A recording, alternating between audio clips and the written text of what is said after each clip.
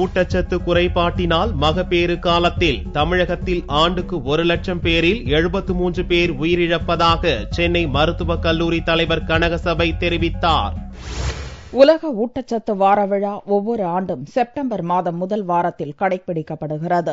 இவ்விழாவையொட்டி சென்னை எழும்பூரில் உள்ள அரசு மகப்பேறு மற்றும் மகளிர் நோயியல் மருத்துவ நிலையத்தில் நடைபெற்ற விழாவில் சிறப்புரையாற்றிய சென்னை மருத்துவக் கல்லூரி மற்றும் ராஜீவ்காந்தி அரசு பொது மருத்துவமனை தலைவருமான கனகசபை, ஊட்டச்சத்து குறைபாட்டினால் 1 வயதிற்குட்பட்ட குழந்தைகளில் ஒரு ஆண்டில் 1048 பேர் உயிரிழப்பதாகவும் தமிழகத்தில் மட்டும் 24 பேர் வரை உயிரிழப்பதாகவும் கூறினார். இந்தியாவில் பார்க்கும்பொழுது ஒரு இன்ஃபென்ட் மார்டல் ரேட் சொல்லுவாங்க. ஒரு 1000 குழந்தை பிறக்கும் பொழுது இந்தியாவோட ஆவரேஜில் 48 குழந்தைகள் முதல் ஆண்டிலே இறந்து விடுகிறது. தமிழகத்தில் ஒரு 1000 குழந்தை பிறக்கும் பொழுது முதல் ஆண்டு முடியும் பொழுது 24 குழந்தைகள் இறந்து விடுகின்றன. அதேமாதிரி பெண்கள் கர்ப்ப காலத்தில் டெலிவரி ஆகும்பொழுது 1 லட்சம் பேர் லைவ் டெலிவரி பண்ணும்பொழுது இந்தியாவில் பார்க்கும்பொழுது 234 பேர் பெண்கள் இறந்து விடுகிறார்கள். ஆனால் தமிழகத்தில் 73 பேர் 1 லட்சம் பேர்ல இறந்துடுறாங்க.